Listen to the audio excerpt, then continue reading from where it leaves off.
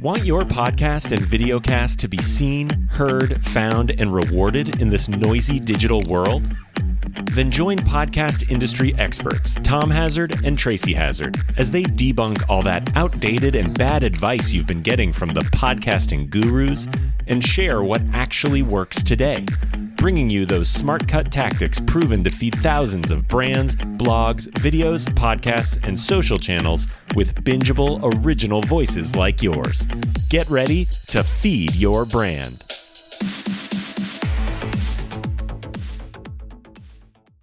Hey everyone, welcome to Feed Your Brand. I'm Tracy Hazard and I have Juliet Clark here. And for those of you who know and who have listened to Feed Your Brand many times, she's been a coaching crasher, I don't know, maybe 7-8 times, something like that over the years. And Juliet and I used to do a live stream on Monday nights. We used to do it and we had cocktails and topics on marketing. So we used to have, what is it called? The Monday Marketing Mixer or some like thing that we had. So Juliet Clark has Superbrand Publishing. It is a hybrid publisher. She can go into great detail about all the things that it does, but her experience helping authors launch their books is just tremendous. There are so many pitfalls, content issues. There are contract issues. There are marketing issues. Marketing is the number one. And she has something fabulous called Traffic School. And Traffic School for Authors is really about getting traffic to your book. It kind of sounds like exactly what we need for our podcasts too. And Juliet talks about that and interviews great authors in Promote, Profit, and Publish, which is her podcast that, I don't know, how many episodes are you in on that one? I just went over 300. I think I'm at like 305. You guys were my guests for 300. That's right. That's right. We did the 300th. I forgot about that. And so, yeah, it was only like a month ago, but it feels like, but anyway, that's amazing. So congratulations, 300 episodes. Fantastic. And it works, right? It's been working for you. It serves your authors and it gives you lots of content and it's moving things through to get attention and audience, but it's not enough. Yeah, mostly I use it for content. I'm not really big on, I don't consider like that a hub of ROI. It's what I get from it that is my ROI, which is just like a book. That's right. It is just like a book. So let's talk about this because today what we really wanted to talk about is the podcaster's book launch print, right? Like, so we're really talking about this idea of if I already have all these episodes and all this content, do I already have a book? You probably do. Books, I would say for podcasters are about solving problems. And if you have a lot of episodes, you probably have a key point that you coach or, is your message that you have done in several different ways that you can take, 8 or 10 of those podcasts, and especially if they're using you guys where they're transcribed, you have a book. You can take that transcription and sort of finesse it, add more information if you want to, or take some out, and you have a smaller book most of the time. Well, when I did my first book that never got published, it was exactly that, right? You were speaking into a microphone. You were speaking your way to your book.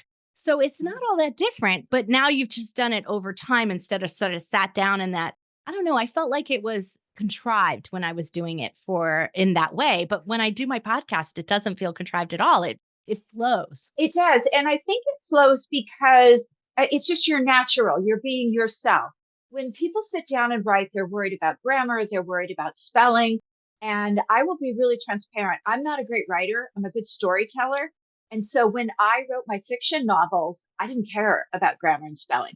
I would just have a rock star, 3,000 word day. Now, I will admit that later when I went through editing and went back, I would think I had a great writing day and I'd go, oh my God, what the hell were you thinking? Because, like pair, two people would be TEAR, which I know better, but in that moment, you're just, whoosh, writing away. So I think that's okay. The AI Translate does that anyway.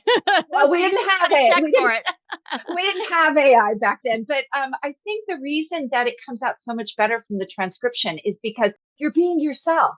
So the way you speak comes through, the way your personality comes through. And a lot of times when we're just writing from like an outline, we try to be too formal and the real us doesn't come out.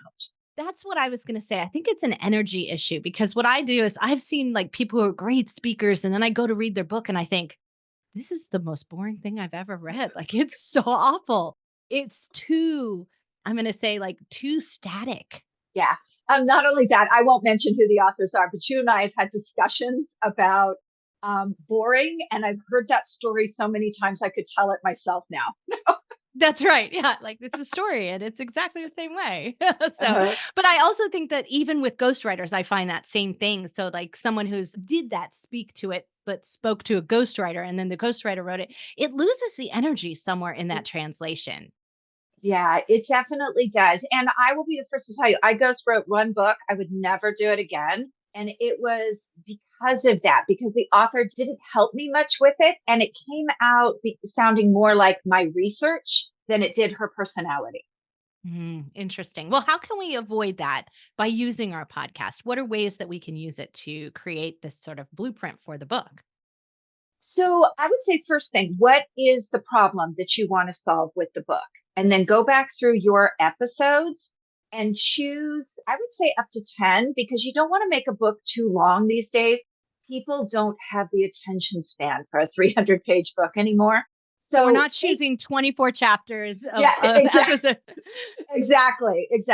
So go through and then start organizing what that topic is, what podcast you have. If you don't already have them transcribed, you can easily send them over to someplace like Fiverr, the whole recording, and have it transcribed, and then put those together and start writing from there.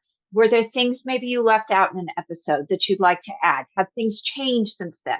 With me, with 300 episodes, I would say probably a lot of the material from 2018 when I started may not be relevant anymore. And you do want to keep it relevant. So it's much easier. So anybody who's written a book, you can just sit there and you can stare at that blank page and you can stare and you can stare. That's why they have writing prompts. But if you actually have the material in front of you, you already have it mostly written. It's just a matter of finessing, cleaning up some grammar and making it a more organized and flow. So you may need to do some segues between, one podcast episode and the next one for a chapter. So it's really cuts down the time to create a book as well to write. Yeah, I think that those segues are really important because I think that that's what I found was sometimes it doesn't flow in the way that you want it from chapter to chapter if you don't like write a new introduction and write a new close that kind of leads you into what's Mhm. next. So if you're laying it out and really looking at it from that perspective and then filling in those gaps, that's going to really help you. But for me, I found that if I wrote those, they were bad. And so I instead treated it like I was gonna do a new introduction to the podcast or a new close because I always do my intro and close separately, except here on Feed Your Brand.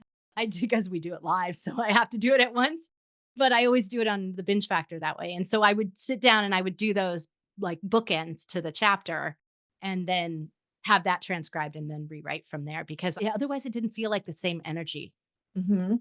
One of the nice things now too is, you can take, and we teach this in our book marketing class, is you can actually take those transcribed and put them into something like Perplexity and say, write me a segue or write me a conclusion or write me this. And when you do that, it will actually read that whole manuscript that you just put in and write some pretty good stuff that you can start even with that.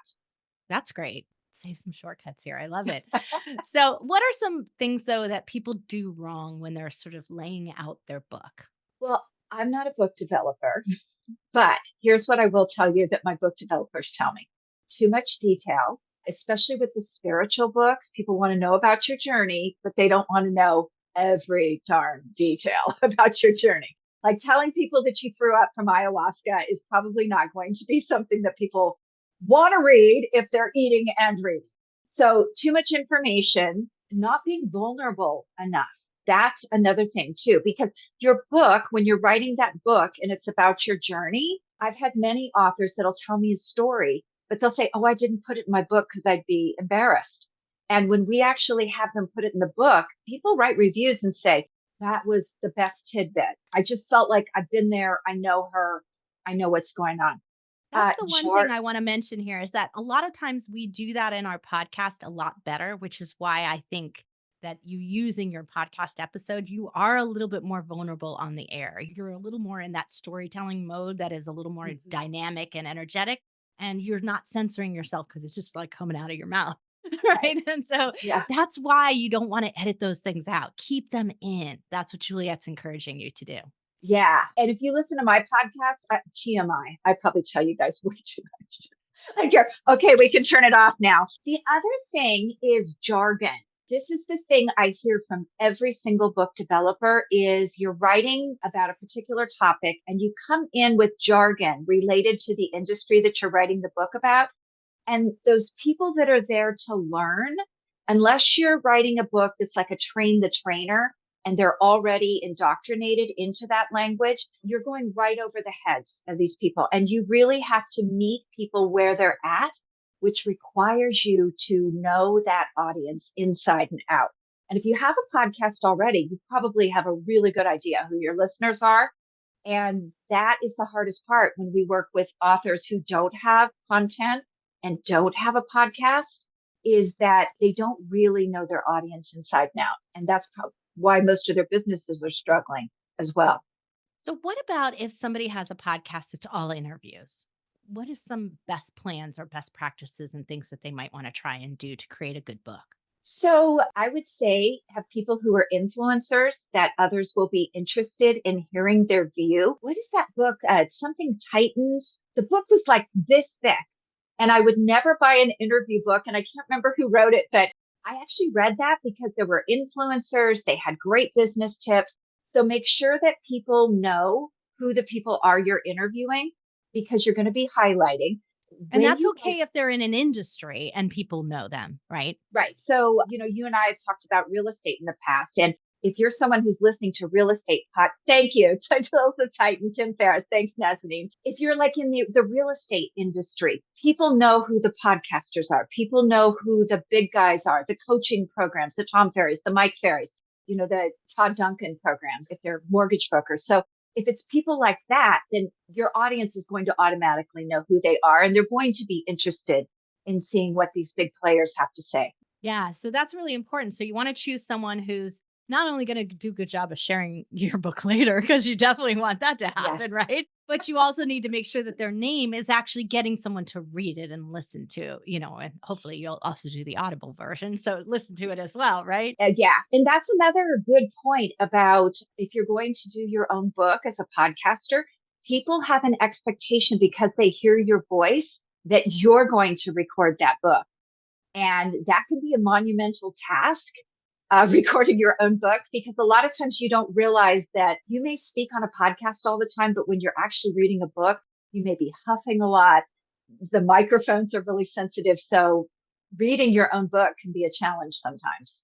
Absolutely. Yeah. It can completely be. I think another challenge with interview shows and interview models of chapters is like, how do I translate that? And I think the ones that do like the Q&A don't work as well as ones that turn it into prose. And that does require Yeah. some actual writing, maybe some AI assistance, ghostwriter if you need it. But it's like take that interview and distill it down to and almost what would be like an article. Yes, but also you have some great promotional materials for your book in that as well. So if you're, say, I'm interviewing Tracy, it's probably going to be an hour and a half interview. And then I've got all the clips to promote with as well. So you need to think about how are you going to build that audience and how are you going to promote the book when you're done? Because what happens most of the time is you launch your book, you have great book sales, and then it's no man's land. Yeah, absolutely. But I also, this is that I'm going to call it the compilation model as well. Like the idea of doing a chapter within another book. So often people forget that it would be so great to use one of my podcast episodes as long as I turn it into a real chapter and don't just do the Q&A style, because now you have something to like send them to. You want to hear the whole story? You want to hear me talk about it? Here's the podcast. Right. And you can put that right in the chapter. It's not as heavy a lift as then go buy my book or go buy my program or go buy my thing. It's good. Listen to this whole story. Mm-hmm. The thing with compilation books, though, is that I see out there is you need to have a book that solves a big problem for people. A lot of them will be like, badass women in, boss babes or whatever. That has nothing for me. Like I'm going to listen to other women entrepreneurs who I don't know it holds no value. But if you have a book, a compilation book, where I can look at different ways of approaching a problem that maybe I haven't thought of before, and you're an expert, that's a really helpful book. Yeah, because the idea that all of these minds are putting it to solving this problem, there's bound to be one in there that's going to work for my business, work for me. Hmm. Yeah, yeah, there definitely is. What are some other things? Like, I mean, I think a compilation book is actually a really good starter for people because you still have to do the problem of how am I going to market it? And you could solve it at a smaller level because you do have the other people helping you market it. So it's not all the heavy lift is on you. Yes and no. So here's where I, in the past, have not been a big fan of compilation books is it's to the benefit of the publisher or the person that puts it together. If you're someone who's doing a chapter in a book because you want more of an audience, then you have to look at a publisher who's going to give you a landing page, who does the copyright in a way that you still own the IP, the intellectual property on it. And I see that a lot that, yes, I have all of your chapters. Now I'm going to go file the copyright. It's just me. Now I own your stuff. You're welcome to promote it, but now I'm going to take all your royalties too. So I think if you can come up with a compilation model that provides promotion and audience for each individual, it is a much stronger promotional tool for people. Yeah. Juliet and I have been debating this for quite some time. And we actually came up with a little program that we're going to announce really soon, probably by the time this podcast airs, but not for this live stream that we're doing right now. But we have a little program. So if you're in the real estate industry, you're going to want to you're going to want to come check it out and stay tuned and go back to the episode at podcastersunited.org to check out the link to what we're doing in this compilation model because we think it's really broken. And so we're doing our first test to see if we can resolve it and fix it in a really interesting way. So we're going to have some fun with that at Juliet. I can't wait for that to come out and kind of push the rest of the industry to correct the problems that are going on over there. Yeah, I hope so. We have a compilation book right now called Voices from the Prairie that we're handling in a very similar way. And I think people are really going to like it because they're going towards ranch women. It's basically Canadian ranch women talking about the ranching life. I know it sounds weird, but gardening, cooking, animal husbandry. And while that may sound like, is that something I really want? There are a lot of people right now moving from the cities out to the country. And so I think it'll be a really helpful book in that sense. So you have better expectations of. But it's so narrowly focused. That's the great part about it. And that's what we're trying to get you to do here. Stop doing so many general books and use your podcast to really narrow in on one particular niche area. We have a great podcaster, John Livesey, who has been with us for probably the whole time we've been in business here. And he has done 5 books. He does like one every year. And he does it from his podcast, and it's always got a different angle. So one year he did it on selling, another he did it on storytelling. Like it's just, he's always doing it. So then it's his sort of new marketing message for the year as well. So the book, the podcast, and the guests that he has on it helps him continue to move through what he's doing personally, but he keeps it rarely narrow. Yeah. Well, the other thing is too, when you're out there getting speaking gigs, a book has always been a more powerful get the gig than a podcast is. So if you have both of them now, you have a really strong platform that people, it's hard to say no. That's right. That's so true. We have a lot of podcasters who came to us because they were like, the book isn't enough, so I got to have the podcast too. But now that I have both, it's like I'm getting gigs all the time. I'm on the news all the time. I'm on this talk show all the time. So it is working. What are some other tips that you have? I mean, you've been doing this a long time, Juliet. You're really good at this. You have all kinds of diverse books for coaches, and you've got this wonderful niche in the woo-woo space, So it's always different all over, and you're always working on something fun and new. But what are you seeing that is really working today? One of the things that we're doing is, well, first of all, one of the biggest mistakes, let me go there first. The negative side, build your platform, get your audience out there. So many people think they have a terrific book. They write a proposal, they send it to an agent. The agents tell us that unless you have 100,000 followers that they can verify, it's going straight in the garbage can.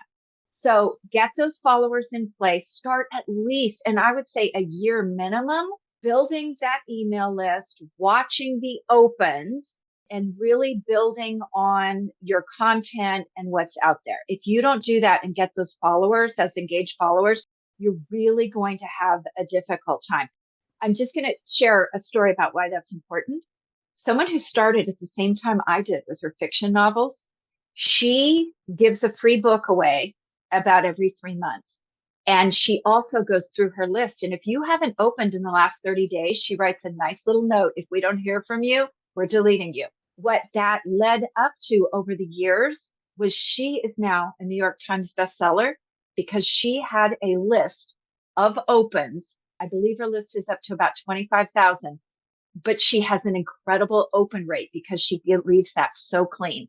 And I know for a lot of people, it's really scary because list building is hard. There's no doubt about it. And to sit there and say, oh my God, I'm going to delete 100 people is pretty scary. But if you're going to be an author, you want to be able to prove that you have this engaged audience. So platform building is super important.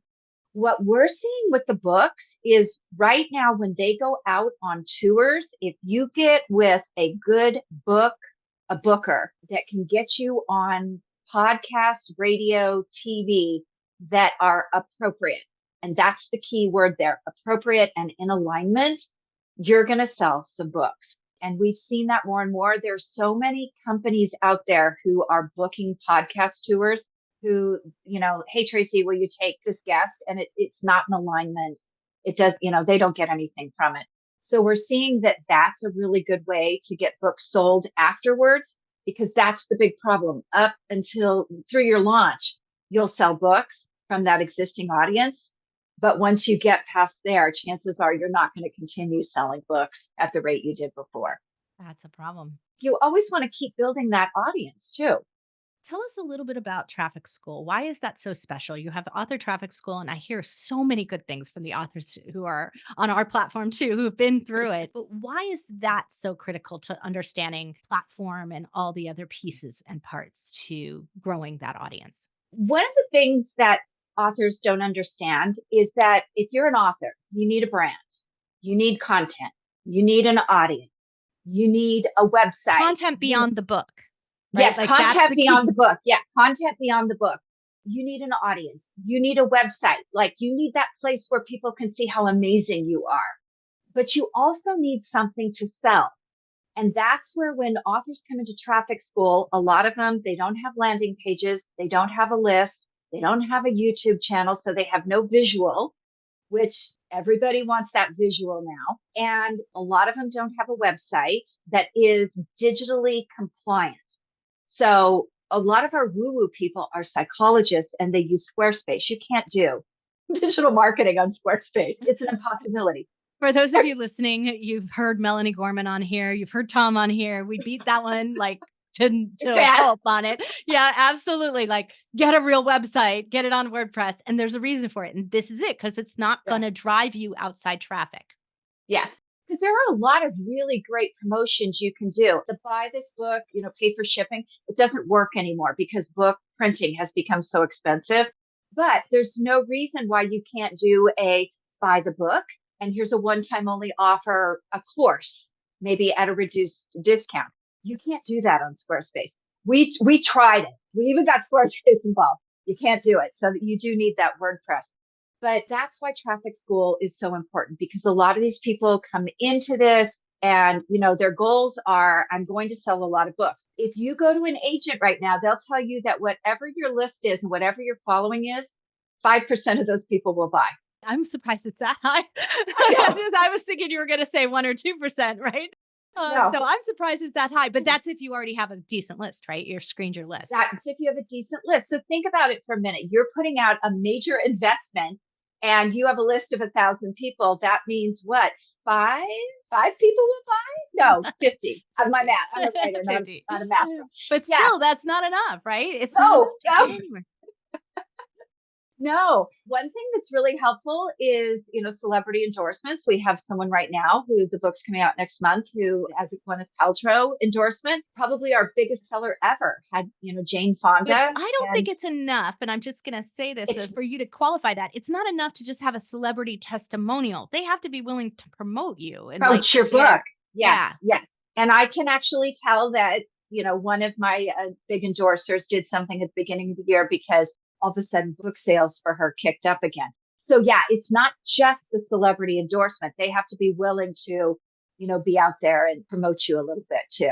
So, So we just did an episode and we were just talking about the the social media push for launching a new podcast, right? And so we were talking about that last week. And one of the things that I said that got a little controversy because I've gotten a lot of messages back on it was that I said that not to launch your marketing for your show without actually having your show out yet. And I did say that there in book marketing, it's different. But in what we're finding is that if you try to market a podcast and you don't have a subscribe link, right? Because you can't subscribe to it, nobody goes to a landing page to fill out their information yeah. for podcast listening. It's too passive. And so it just isn't working like that. How is it? Is it though on decline a little bit from getting people on your list ahead of time? Is that getting harder and harder to do to get them to in the pre-launch phase, or is it still okay? It's still okay, but you have to be out speaking. You have to remember nobody's just going to arrive on your site, find the landing page. It has to be a place where you're out there speaking and directing. We actually have a guy right now who's out on a tour, a radio and podcast tour. He has a landing page, and that's where he drives people. His book isn't even written yet. The outline's done. He's starting to write. He has a new concept that he's very invested in. And that's building the audience right then and there is him out talking about the concept and saying, my book is coming out, January 2025, go over here and, subscribe and we'll send you updates. And then I tell those people, send updates every week because you don't want people, that's where you lose them is when they sign up. And then, 6 months later, you send them their first email. So you need to be giving them little tidbits about what's in the book. And don't, one of the things I think authors hesitate is share, and people have courses too. They hesitate sharing the information in the book because they think people won't read it. The truth is when you share a methodology or a how-to or something like that, 95% of the people, they're going to read it and they're never going to do it. It's that 5% that's intrigued enough or needs the information enough to say, okay, I'm going to buy that book. I'm going to sign up for the course. I'm going to do X, Y, and Z because I'm intrigued. So you can't overshare when it comes Share to freely. the Like I information. agree. Yeah. I can't tell you how many authors I've had on, who will just be so stingy with their information. Oh, it's in the book. Please don't do that when you do a podcast interview. It is not going to work with the audience. They will never buy the book at that point. Yes, I actually sent you one of those that did it, and I was shocked because she actually had a really good publicist who should have told her that. Right, exactly. Well, is there anything else we should know before we go about launching a book from our podcast? So no, I think it's just the problem solving. Make sure that the book is solving a problem that people are telling you they have. So maybe a little bit of market research there. Make sure that the problem is actually a problem before you go and write the book. Well, and that's my tip on the other side of it, on the podcasting side of it, is that you have some information, use it. You have statistics in your podcast portal, wherever you're publishing your show from. You can see the episodes that are flying. You can see the guests that are doing a good job of sharing because their episodes have more listens than other episodes. You can see what's happening in the chat on social media. Are they getting comments? This is a good way for you to tell whether or not this episode is working for you or this topic area is working for you, and do some resharing. Say, hey, if I wrote a book on this, what do you think? Why not? Check it with your audience. Do some work at the beginning before you really do a lot of work afterwards, and then it doesn't resonate. Yeah, exactly. And here's one thing else too. Check out the competition when you're writing a book. I think that is probably the biggest thing is that people who write books, they don't do the market research. They have an idea. They think their idea is amazing. But I would encourage you to look at your competition, figure out what they're doing, and make sure that you have a different spin on whatever that problem is. And I would actually say if you have something out of the box, people are going to buy the book because there are too many books out there that say the same thing over and over. And to give you an example, I have had 3 people bring me the exact same book that they got from a coaching program where they said, here's a book, here's some materials, this is how you sell it. And they bring me the already written book and say, can you publish this? And I will show them that 3 or 4 other people have already published this book. And it's exactly the same thing. So make sure that you're writing your own content, your own original material, but also research and make sure that what you're putting out there is different and exciting and that people actually want it. Well, Juliet, thank you so much for being here. Everyone, Juliet Clark, Superbrand Publishing, promote, profit, publish in that order. Keep that in mind as you listen to our podcast. As always, Juliet is a coaching crasher here and a high-level partner. So we refer all of our clients to her, and she's a resource for you as well. So you can go to podcastersunited.org and you can connect up to all her things. And as we get a little more sophisticated in our Podcasters United nonprofit growth, Juliet is one of the main partners and sponsors here. So she will be all of anything that she's offering and available to podcasting community will appear on the website. So everyone, thank you for being here with us. We're going to pop off and end Feed Your Brand, and we're going to pop off and take questions from our Podetize community. Heard something useful today but didn't have a chance to write it down? No worries. Tom and Tracy have you covered. Head to podetize.com where you can get free tips, resources, advanced masterclasses, and launch bootcamps. While you're there, book a free audit to find out how your podcast scores against the competitors and what you can do about it. Last thing, don't forget to follow Podetize, Tracy Hazard, and Tom Hazard on social so you can ask questions during their next live stream. Until next time, keep podcasting.